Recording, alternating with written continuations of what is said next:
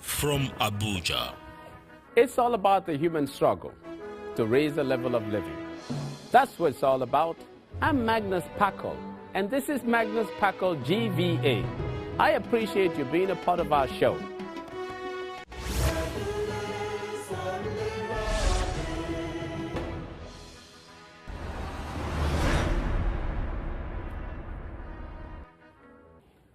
By its very nature, sport is about participation.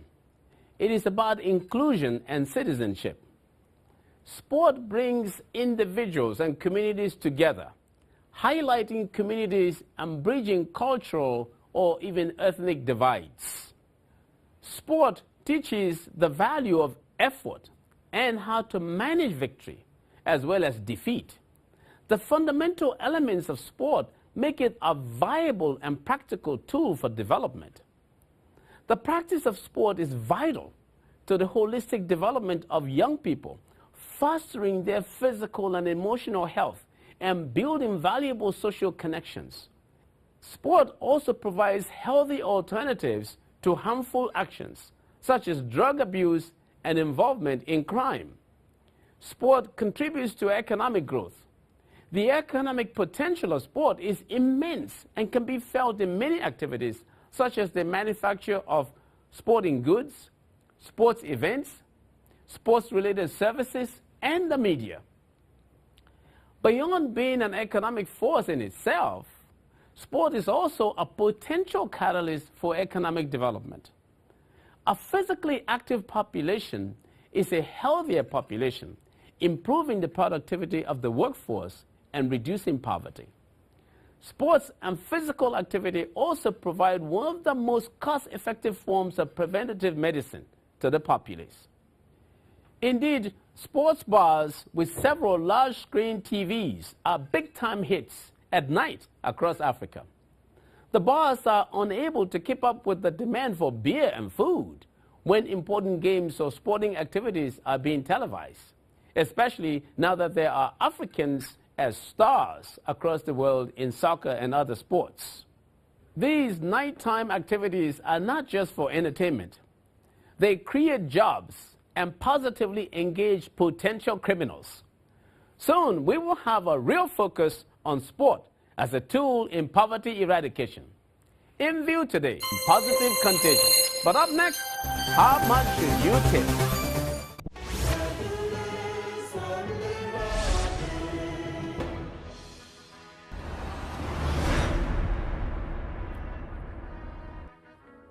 It is good to give a tip, especially when someone has provided some good value in service.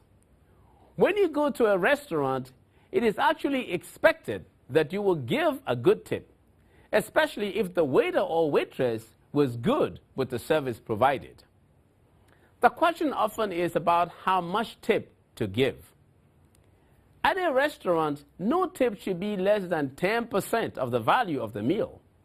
On average, your tip should be about 15% to 20% of the value of the meal.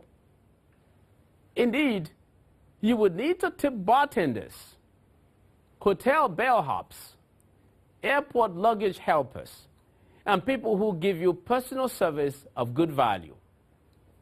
In some parts of the world, people start to expect a tip just by being around when you are counting your money or paying someone who has provided service to you. A thing that is gaining traction in Nigeria these days is the expression, "Happy weekend." Typically on Fridays, people, indeed just about any supposedly low-paid worker, upon seeing a seemingly rich person would say, "Happy weekend, sir." This has now gone on so much, there is Happy Monday, Happy Tuesday, literally happy every day. When you say this to a supposedly big man or madam, you expect to be tipped just for saying it.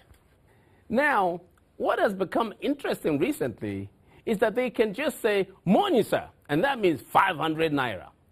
If the person says, "Morning, sir," and stamps their foot, that's 1,000.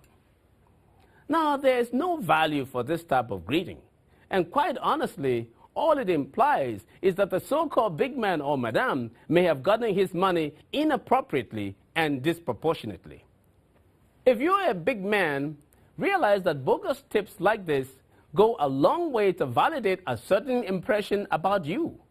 And it is a disincentive to hard work for the person you think you are helping. There are better ways to help the disadvantaged. Our Hidden Economics for you.